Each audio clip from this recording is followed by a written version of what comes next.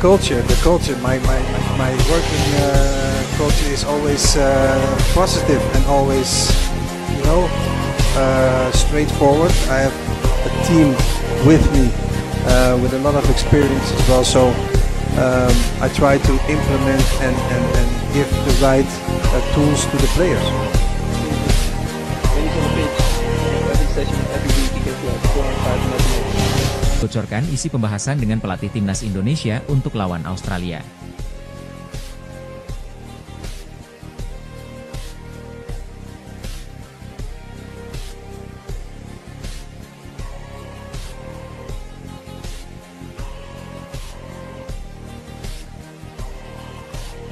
Ini formasi yang akan digunakan Patrick Kluivert di timnas Indonesia.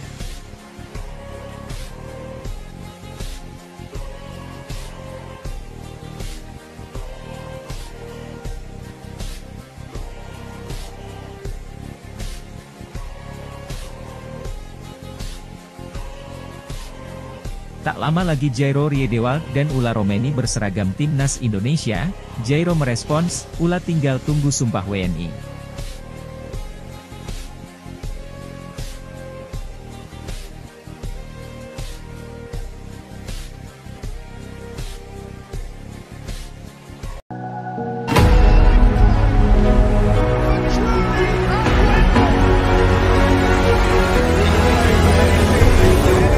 Pelatih timnas Indonesia, Patrick Kluivert, sudah menyusun rencana untuk bulan Maret nanti. Skuad Garuda akan menjalani laga lanjutan putaran ketiga kualifikasi Piala Dunia 2026 zona Asia. Mereka akan bertandang melawan Australia pada 20 Maret dan menjamu Bahrain pada 25 Maret.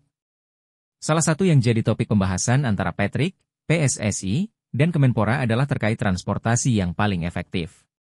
Ketum PSSI, Erick Thohir menjelaskan bahwa Patrick Kluivert sudah bertemu dengan staf timnas Indonesia pada Senin siang ini. Mereka sudah mempertimbangkan agenda timnas pada bulan Maret nanti. Pasalnya, ada pemain skuad Garuda yang berkarir di luar negeri dan mereka memiliki waktu yang mepet untuk melawan Australia. Biasanya, semua pemain akan berkumpul dulu di Jakarta sebelum sama-sama menjalani laga tandang karena venue pertandingan yang dekat. Dia juga ketemu tim manajemen timnas, bukan tim kepelatihan tapi tim supporting system tim nasional. Karena kan ada pembicaraan soal ketersediaan pesawat terbang setelah lawan Australia, pemain Eropa ke Jakarta dulu atau langsung ke Australia, kata Erick Thohir. Masalahnya, pada tanggal 16 Maret masih ada pemain yang bertanding terutama tim-tim yang ada di Eropa. Sementara itu, Liga 1 menggelar pertandingan terakhir pada 13 Maret mendatang. Kondisi pemain menjadi fokus Patrick untuk menentukan rencana terbaik bagi skuad Garuda. Karena sebagian besar tanggal 16 Maret, mereka masih tanding. Ditambah perjalanan 1,5 hari ke Australia, tentu pemain punya kelelahan, lanjutnya. Erick menegaskan bahwa semua keputusan akan berdasarkan pertimbangan Adana Demirspor tersebut. PSSI dan Kemenpora akan mendukung penuh demi kepentingan timnas Indonesia. Apalagi, mereka membawa target untuk minimal mendapatkan 4 poin pada bulan Maret nanti. Hal ini dilakukan untuk menjagakan lolos ke Piala Dunia 2026 dan posisi Indonesia yang cukup menguntungkan di papan klasemen grup C. Nah, hal-hal seperti ini sangat detail. Kami PSSI dan Kemenpora intinya mensupport bagaimana misi ke Piala Dunia kita jaga. Itu komitmen kita sama-sama, tutupnya. Ini formasi yang akan digunakan Patrick Kluivert di timnas Indonesia. Ini formasi yang akan digunakan Patrick Kluivert di timnas Indonesia. Hal ini menarik diulas seiring telah resmi diperkenalkannya Patrick Kluivert sebagai pelatih timnas Indonesia oleh PSSI. Acara perkenalan itu digelar PSSI pada Minggu 12 Januari 2025.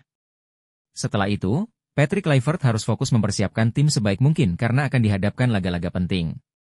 Dalam acara perkenalan yang digelar kemarin oleh PSSI, Patrick Kluivert turut beberkan pola permainan yang akan diterapkannya dalam melatih timnas Indonesia. Pelatih asal Belanda itu mengatakan suka permainan menyerang. Patrick Kluivert pun mengaku akan menggunakan formasi 4-3-3. Lewat formasi ini, dia tentunya optimis bisa membawa skuad Garuda meraih kemenangan. Penting untuk memiliki barisan pertahanan yang bagus, entah itu 3 bek, 4 bek, atau 5 bek, ucap Patrick Kluivert dalam konferensi pers perkenalannya di Jakarta, Minggu 12 Januari 2025. Tapi, ada hal yang lebih penting lagi, yakni kepercayaan diri dalam menguasai bola, karena saya suka menguasai bola. Sebab bagaimana bisa mencetak gol kalau tidak menguasai bola, lanjutnya. Yang paling penting adalah saya suka permainan menyerang dan menguasai permainan. Saya familiar dengan sistem tersebut, ucap Patrick Kluivert. Pada 2014 saya menjabat sebagai asisten pelatih Louis van Gaal dan kami menerapkan taktik yang sama. Biasanya, saya suka bermain dengan taktik 4-3-3, tetapi itu tergantung pada kenyamanan pemain, jelanjutnya. Meski membeberkan bakal lebih andalkan formasi 4-3-3, Patrick Kluivert menegaskan bahwa dirinya takkan fokus dengan satu formasi saja. Dia siap memakai formasi lain demi membuat skuad Garuda tangguh.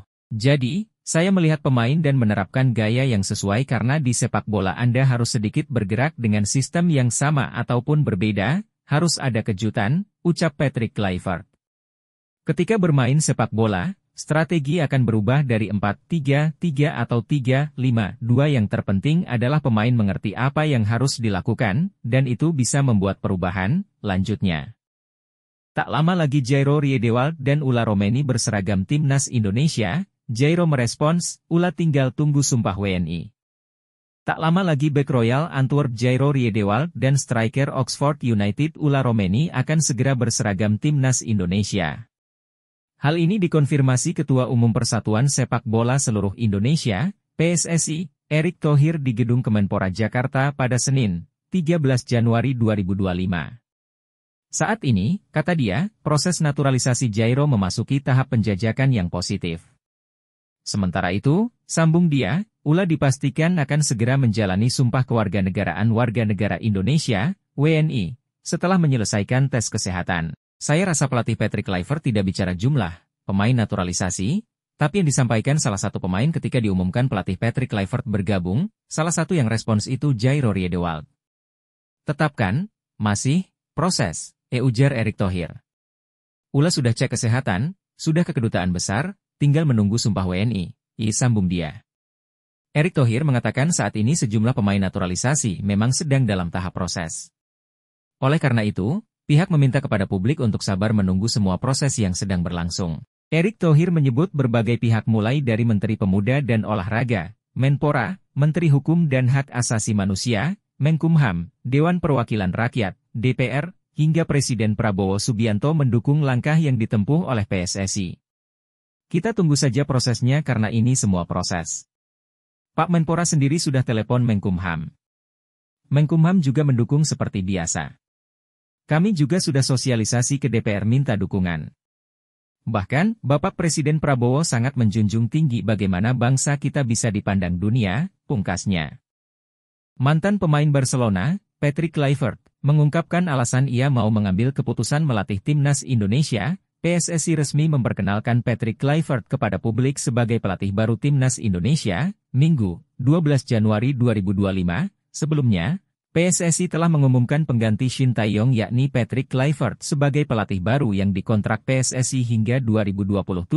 Pada Rabu, 8 Januari 2025, pelatih berusia 48 tahun tersebut akan menukangi timnas Indonesia dengan didampingi asisten pelatih asal Belanda, yakni Alex Pastoor dan Denny Lanzaat. Patrick Kluivert menjadi pelatih dengan banyak pengalaman sebagai pemain yang pernah berkarier di beberapa klub Eropa seperti Ajax, AC Milan, hingga Newcastle United. Namun, pengalamannya sebagai pelatih masih diragukan karena catatan selama menukangi beberapa klub sebelum tak cukup bagus. Sebelum memutuskan bergabung dengan timnas Indonesia, ia melatih klub Turki, Adana Demirspor. Mantan penyerang timnas Belanda itu tak cukup lama menukangi klub asal Turki tersebut karena ia mengundurkan diri buntut hasil kurang bagus. Situasi ini membuat Patrick Kluivert diragukan banyak pihak sejak awal diumumkan PSSI. Untuk itu, sebelum ia datang pun sudah banyak tekanan yang diberikan pecinta sepak bola Indonesia, akan tetapi, ia tak mempermasalahkan hal itu dan Patrick Kluivert pun mengungkapkan alasan mau bergabung dan melatih timnas Indonesia.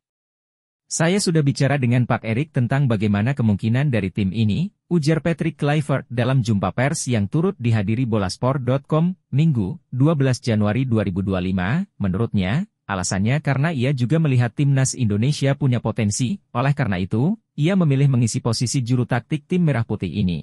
Dan saya lihat bagaimana tim ini punya banyak kekuatan dan terhormat juga bagi saya bisa menjadi pelatih Indonesia, ucap Kluivert. Banyak orang di sini mencintai sepak bola Indonesia, dan itu membuat saya semangat. Mantan pemain AC Milan tersebut mengatakan bahwa sebagai pelatih ia selalu berpikir positif. Soal budaya kerja, selalu positif fan kerja keras, dan straightforward, itu budaya yang akan saya terapkan kepada para pemain ketika jadi pelatih, kata Kluivert. Lebih lanjut, ia juga menceritakan soal proses rekrutmen yang sempat menjadi polemik di media sosial. Mantan pemain Persib Bandung Sergio Van Dijk mengungkapkan sisi berbeda dari sosok pelatih anyar Timnas Indonesia Patrick Kluivert. Patrick Kluivert memang telah resmi diumumkan oleh PSSI sebagai pelatih Timnas Indonesia pada Rabu, 8 Januari 2025. Mantan asisten pelatih klub Australia Brisbane Roar ini didatangkan untuk mengisi posisi Shin Tae-yong. Pasalnya, juru taktik asal Korea Selatan tersebut telah dipecat PSSI pada Senin, 6 Januari 2025. Untuk itu, setelah pengumuman nama pelatih baru pun membuat banyak pihak penasaran siapa sosok Patrick Kluivert. Saat itu beberapa orang yang memiliki pengalaman dengan Patrick Kluivert pun mulai berbicara. Salah satunya sosok yang pernah bekerja sama dengan Patrick Kluivert yakni mantan pemain Persib Bandung Sergio Van Dijk. Ia diketahui pernah merasakan dilatih langsung oleh Patrick Kluivert. Walaupun saat itu, ia hanya menjabat sebagai asisten pelatih Ange Postecoglou yang saat ini menjadi pelatih Tottenham Hotspur. Namun, ia telah merasakan bagaimana sosok Patrick Kluivert saat melatih. Sergio Van Dijk berbagi cerita soal mantan pemain timnas Belanda itu. Menurutnya, meski Kluivert seorang legenda sepak bola dunia, ternyata ia memiliki karakter yang cukup mengejutkan sebagai pelatih. Mantan pemain timnas Indonesia itu mengungkapkan masa-masa saat ia bermain di Brisbane Roar dan Kluivert saat itu menjadi asisten pelatih. Pria berusia 42 tahun itu mengatakan bahwa Patrick Kluivert merupakan sosok pelatih yang bagus dan sangat tenang dalam menjelaskan. Bahkan ia bisa membuat para pemain merasa nyaman, dan itu yang Van Dijk rasakan selama mengenal Kluivert. Dulu saya sering nongkrong bareng PK, Patrick Kluivert, saat kami di Brisbane, ujar Sergio Van Dijk saat dihubungi awak media. Sebagai pelatih, ia sangat tenang dalam menjelaskan segala hal. Ia membuat saya merasa nyaman, dan yang paling penting, ia benar-benar memahami posisi saya, misalnya sebagai seorang striker, ucapnya. Menurutnya, Kluivert memang memiliki karir luar biasa bersama Ajax, Barcelona, hingga timnas Belanda, akan tetapi, ia tak pernah menunjukkan kesombongannya. Mes Hilgers jengah terhadap tudingan bahwa dirinya menjadi dalang dipecatnya Shin Tae-yong sebagai pelatih timnas Indonesia. Keputusan PSSI memecat Shin Tae-yong sebagai pelatih timnas Indonesia menuai polemik di kalangan supporter skuad Garuda. Pasalnya, tidak ada alasan cukup kuat untuk PSSI memecat Shin Tae-yong yang telah berhasil mengangkat prestasi timnas Indonesia. Ketua Umum PSSI, Erick Thohir, mengungkapkan keputusan untuk STY sebagai juru taktik tim Merah Putih karena beberapa faktor. Tentu kami mengucapkan terima kasih kepada kinerja Coach Shin Tae-yong selama ini, hubungan saya sangat baik, kita lakukan yang terbaik untuk program-program yang dikehendaki, ujar Erick Thohir di Jakarta. Erick Thohir menjelaskan, dinamika yang terjadi di tubuh skuad Garuda menjadi salah satu bahan evaluasi oleh PSSI untuk memberhentikan STY. Selain itu, dia menyatakan perlu adanya pelatih yang bisa menerapkan strategi dengan diiringi oleh kesepakatan para pemain. Komunikasi yang lebih baik, dan tentu implementasi program yang lebih baik juga secara menyeluruh untuk tim nasional, katanya. Tidak berselang lama, PSSI mengumumkan bahwa Patrick Kluivert akan menggantikan posisi Shin Tae-yong di timnas Indonesia. Muncul rumor bahwa alasan dibaliknya Shin Tae-yong dipecat oleh PSSI adalah karena retaknya hubungan dengan para pemain diaspora. Salah satu pemain yang terseret dalam rumor tersebut, yaitu Mes Hilgers. Pemain FC20 ini disebut-sebut berkonflik dengan ST. Kabar ini semakin liar ketika Mes Hilgers tak kunjung mengucapkan salam perpisahan selepas PSSI umumkan Shin Tae-yong dipecat. Jengah terhadap rumor yang semakin tidak menentu tersebut, bek berusia 23 tahun tersebut akhirnya angkat bicara. Mes Hilgers mengungkapkan, saat ini tengah fokus dalam pemulihan cedera sehingga jarang membuka media sosial. Teman-teman, mohon maaf saya sering offline dalam beberapa hari atau minggu terakhir, tulis Mes Hilgers di Instagram story-nya. Dia menambahkan, ada masalah kesehatan lain yang harus diatasi sehingga membutuhkan waktu untuk recovery. Saya sempat mengalami cedera dan baru mencabut gigi, sehingga secara fisik dan mental membutuhkan waktu untuk kembali. Besok saya akan membagikan momen terbaru saya, jadi mari nantikan, sambungnya. Secara personal, Mes Hilgers mengaku tidak terlalu mengenal Shin Tae-yong karena baru sekali bertemu di timnas Indonesia. Pada akhirnya, saya mencoba tetap positif di tengah beberapa kabar negatif soal situasi pelatih di Indonesia.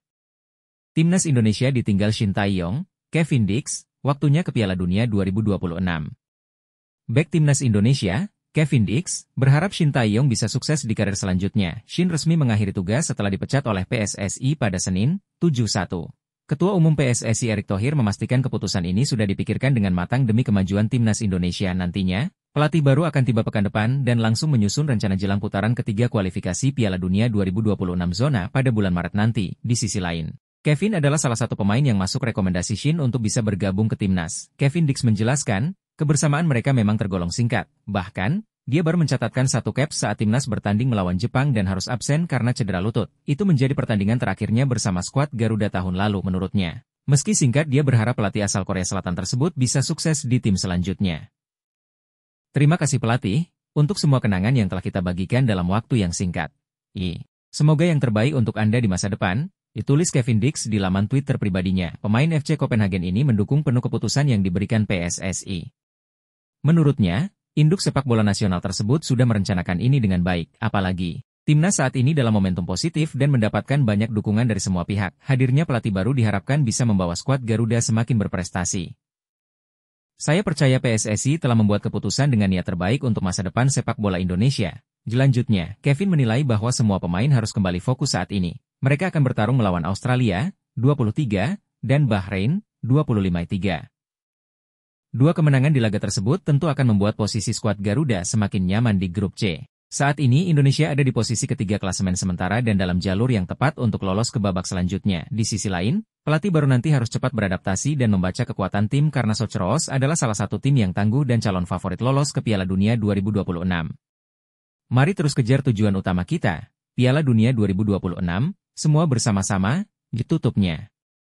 Rafael Struijk mencetak gol di laga Brisbane Roar versus Central Coast Mariners di lanjutan Liga Australia 2024 hingga 2025 yang berlangsung Jumat, 3 Januari 2025, pukul 15.35 WIB. Pesepak bola 21 tahun ini rutin mendapatkan menit tampil bersama sang tim anyar dari 9 laga yang dijalani Brisbane Roar di Liga Australia 2024 hingga 2025. Rafael Struijk hanya 2 kali absen. Rafael Struijk pun absen karena memperkuat timnas Indonesia di Piala AFF 2024. Ketika berada dalam skuad, Rafael Struijk selalu dimainkan sang pelatih. Terbaru, Rafael Struijk yang baru kembali dari ajang Piala AFF 2024 bermain 5 menit saat Brisbane Roar kalah 0-1 dari Western United di pekan ke-10 Liga Australia 2024 hingga 2025, Sabtu 29 Desember 2024 malam waktu Indonesia Barat. Sejauh ini atau setelah mencatatkan 7 penampilan, Rafael Struijk mencetak 1 gol. Satu-satunya gol tercipta ketika Brisbane Roar kalah dramatis 2-3 dari Sydney FC di pekan kedua Liga Australia 2024 hingga 2025. Gol dari Rafael Struijk dibutuhkan untuk membantu Brisbane Roar bangkit. Dari 13 kontestan Liga Australia 2024 hingga 2025, hanya Brisbane Roar yang belum mencetak kemenangan. Dari 9 laga, klub yang dimiliki keluarga Bakri ini hanya mendapatkan 2 angka, hasil 2 imbang dan 7 kalah. Alhasil, Brisbane Roar duduk di posisi juru kunci, terpaut 21 poin dari Auckland FC di puncak klasemen. Bagaimana dengan Central Coast Mariners? Central Coast Mariners juga tidak istimewa musim ini. Saat ini mereka duduk di posisi 10 dengan 11 angka. Karena itu, mumpung bermain di kandang sendiri, ada peluang Brisbane Roar mengakhiri paceklik kemenangan di laga sore ini. Jadi, sanggup membantu Brisbane Roar meraih kemenangan perdana di Australia 2024 hingga 2025, Rafael Struijk,